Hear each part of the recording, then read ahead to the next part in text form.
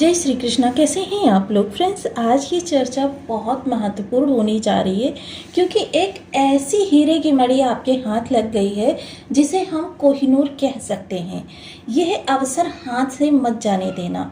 बहुत महत्वपूर्ण समय आने वाला है और ये महत्वपूर्ण समय 11 अप्रैल से आपके लिए प्रभावी हो रहा है। जहाँ एक और विषम दुर्योग जन्म ले रहा है, वहीं विषम दुर्योग में एक आशा की किरण।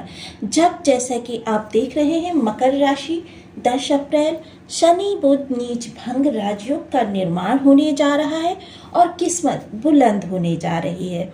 चीज़ें आपके लिए रॉकेट के समान बूस्ट करती हुई दिखाई देंगी। लेकिन वहीं इस काल सर्प योग और साथ ही साथ शनि की इस तिकड़ी जो कि वर्तमान समय में आपके चतुर्थ भाव में दिखाई दे रही है, यह शनि सूर्य और मंगल ने निर्मित की है। इसका भी विशेष प्रभाव पड़ेगा। अब जानेंगे क्योंकि हमको यहाँ पर जहाँ एक बड़ा राजयोग हीरे की मड़ी के समान हाथ लगा है, वहीं दो दुर्योग भी जन्म ले रहे हैं। किए गए कार्य में सफलता का परसेंटेज आपके लिए कितना रहने वाला है, वहीं आपके लिए नकारात्मक स्थितियां कितनी रहने वाली हैं। क्योंकि जहां शनि विलंब के कारक हैं, सूर्य ऊर्जा के कारक हैं, सफलता के कारक हैं, मंगल प्रचंड ऊर्जा और कार्यों को डिले करने की प्रवृत्ति, ये सभी चीज़ें जहां आपके कार्यों में देरी का संकेत दे रही हैं, वहीं आपके लिए बुध यहाँ पर कुछ अलग ही विशेष स्थितियां निकाल कर लेकर आ रहे हैं। तो देखिए बहुत महत्वपूर्ण है क्योंकि बुध को अगर हम देखें तो कोई छोटा मोटा ग्रह नहीं है।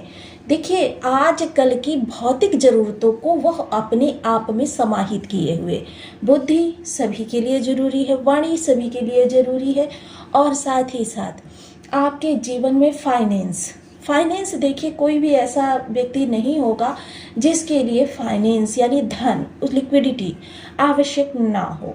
तो ऐसी स्थिति में बुध का नीच भंग राजयोग, देखिए ज्योतिष शास्त्र में कहा जाता है जब भी कोई ग्रह नीच का हो और उसका राशिपति उसका नीच भंग कर दे, ऐसी अवस्था में वह ग्रह उच्च का प्रभाव देने लगता है। यानी कि बुध अब उच्च के प्रभाव देने जा रहे हैं और यह जीवन में आपके लिए किस तरीके से परिलक्षित होते हुए दिखाई देंगे, इसके बारे में हम यहाँ पर संपूर्ण जानकारी को समाहित करेंगे। जीवन चक्र जहाँ काल सर्प के दुर्योग से घिरा हुआ है, वहीं इस समय पर बुध ने एक वह आशा की किरण हाथ में दे दी है जिसकी वजह से जीवन हमारा रफ्तार भी पकड़ सकता है। दोनों ही सिचुएशन हो सकती हैं। व्यक्ति रंक भी बन सकता है, व्यक्ति राजा भी बन सकता है। बस चीज़ों को सही तरीके से मैनेज करने की आवश्यकता है। आपने वो स्टोरी सुनी ही होगी कि एक संत ने एक व्यक्ति को हीरा दिया और कहा सभी से इसका भाव पूछ कर आओ। जब वो सब्जी वाले के पास गया उसे बहुत अच्छा लगा, लेकिन उसने 1 किलो आलू के बदले में वो हीरा देने की बात कही। अंतोगत्वा वो कपड़े के व्यापारी के पास गया और सबके पास जाता जाता अंत में राजा के पास गया। राजा ने उसको आधा राज्य देने के लिए कहा। तो यह वही स्थिति है। अब इस जो हीरा की मड़ी आपके हाथ लगी है, इसको आलू वाले की तरीके से यूज़ करेंगे तो ये आलू के भाव बिकेगी, और यदि इसको एक राजा की दृष्टि से देखेंगे तो इस समय पर आपके लिए राज्य के समान लोग निर्मित हो सकते हैं।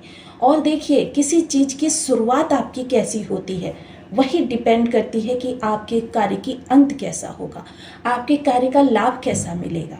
इन्हीं सब चीज़ों को ध्यान में रखते हुए आपके सामने जो ये समय अब बना है, इस समय की परिचर्चा को आगे बढ़ाते हैं। बने रहिए हमारे साथ इस वीडियो में, एंड तक आपको बहुत कुछ जानने के लिए मिलेगा। वीडियो बहुत ज्ञानवर्धक होने वाला है। यदि आपके लग्न में कुंडली के प्रथम भाव में 10 नंबर बना हुआ है तो ये राशिफल आपके लिए है। कुंडली में कहीं भी चंद्रमा के साथ 10 नंबर बना हुआ है तो ये राशिफल आपके लिए। कुंडली ना होने की स्थिति में आप इसे नाम राशि से भी देख सकते हैं। यदि अभी तक आपने अपने इस चैनल को सब्सक्राइब नहीं किया है तो प्लीज़ सब्सक्राइब कर लीजिए, वीडियो को लाइक कर दीजिए, चैनल को शेयर कर दीजिए। इससे होगा क्या कि हमारे आने वाले हर वीडियो की नोटिफिकेशन मिल सकेगी आपको सबसे पहले। एक प्यारा सा कमेंट करना बिल्कुल ना भूलें, क्योंकि कमेंट के माध्यम से ही हम जान पाते हैं कि आपको और जानकारी किस विषय पर चाहिए या आपके लिए हमारी जानकारी कितनी लाभप्रद हो रही है। चलिए चर्चा को आरंभ करते हैं। 11 अप्रैल 2026 वह विशेष तिथि रहेगी जब बुध राहु का साथ छोड़कर आपके मीन राशि में आ जाएंगे। मीन राशि में पहले से ही विद्यमान सूर्य, मंगल और शनि ये तिकड़ी बनाए हुए बैठे हैं। आप देखिए, बुध की यदि चर्चा करें तो ये सूर्य मंगल के साथ भी बहुत अच्छे प्रभाव देते हैं और शनि के साथ भी बहुत अच्छे प्रभाव देते हैं, क्योंकि ये द्विस्वभावीय ग्रह हैं और यह जिस भी ग्रह के साथ होते हैं, जिस भी राशि में होते हैं, जिस भाव में होते हैं, उसके समान स्वयं को परिवर्तित कर लेते हैं।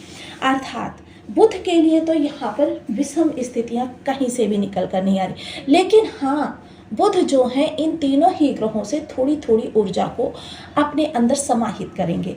जहाँ शनि की ये विलंबिता को एक्सेप्ट करेंगे, वहीं सूर्य की जो राजा के समान युक्ति देने की प्रवृत्ति है या रणनीति बनाने की प्रवृत्ति है उसको एक्सेप्ट करेंगे, वहीं मंगल की ऊर्जा को एक्सेप्ट करेंगे। अब यहाँ पर डिपेंड ये करता है कि देखिए, जहाँ शनि विलंबिता के कारक हैं तो सूर्य भी क्रोध के कारक है, लेकिन सबसे अच्छी बात इस समय पर यह हो रही है कि शनि और मंगल दोनों ही ग्रह अस्त हैं। ऐसी अवस्था में सूर्य जो यहाँ पर बैठे हुए हैं, सूर्य का प्रभाव, अब सूर्य और बुध मिलकर यहाँ पर हम शनि को भी लोप करेंगे, क्योंकि शनि के प्रभाव सूर्य के माध्यम से जा रहे हैं, मंगल के प्रभाव भी सूर्य के माध्यम से जा रहे हैं। जहाँ शनि मंगल लोप हो चुके हैं, वहीं सूर्य बुध मिलकर बुधादित्य राजयोग का निर्माण कर रहे हैं। हालांकि ये बुधादित्य राजयोग एकदम से प्रभावी नहीं होगा, क्योंकि इसके लिए डिग्री अवस्था आना अनिवार्य होता है, लेकिन अब ऐसा नहीं लगता कि आपको यहाँ से बुधादित्य राजयोग का प्रभाव मिल सकेगा, क्योंकि जहाँ मात्र 3 दिनों के बाद सूर्य अपना राशि परिवर्तन कर देंगे, वहीं बुध यहाँ पर मंगल और शनि के साथ गोचर करेंगे, जिसकी वजह से इनका डिग्री बल जो है लगभग उस अवस्था में नहीं आ पाएगा जिस अवस्था में ये बुधादित्य राजयोग को निर्मित कर सकते हैं।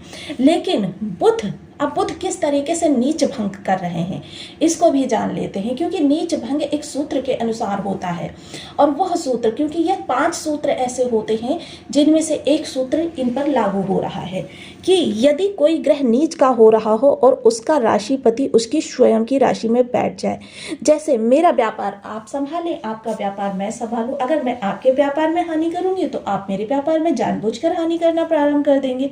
मसलन यहाँ पर ये नीच भंग, और जब भी किसी ग्रह का नीच भंग होता है तो वो उच्च का हो जाता है। ऐसे में आपका माइंड, क्योंकि कार्य के क्षेत्र में ये बैठे हुए हैं, आपका माइंड टेक्नोलॉजी से भरा हुआ, आपका माइंड जो है विस्तार पूर्वक इस समय बुद्धि कम शब्दों में सटीक पूरी कहानी को वर्णित करने वाली और साथ ही साथ वाणी के प्रभाव से आपके संपूर्ण कार्य बनने वाले छोटे भाई बहनों को इस समय काफ़ी अच्छा लाभ मिलता हुआ दिखाई देगा।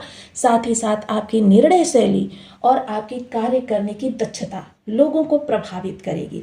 वहीं जो बुध हैं वो आपके भाग्य भाव के स्वामी होकर भाग्य पर दृष्टि भी डालेंगे। अब एक उच्च राशिपति स्वयं की राशि पर उच्च दृष्टि डाल दे, अर्थात यह समय आपके भाग्य की बुलंदी का है। आपका भाग्य इस समय पर आपके लिए वह चीज़ें निकाल कर लेकर आएगा जिन चीज़ों के तलाश में वर्षों से भटक रहे थे, और यह समय आपके लिए चमत्कार स्वरूप जिन चीज़ों के लिए आप बार बार दौड़ लगा रहे थे, भाई हो नहीं रहा हमारा काम, वह कार्य अब आपका इस प्रभाव से आपके सामने स्वयं चल कर आएगा कि भाई मुझे पूरा करो।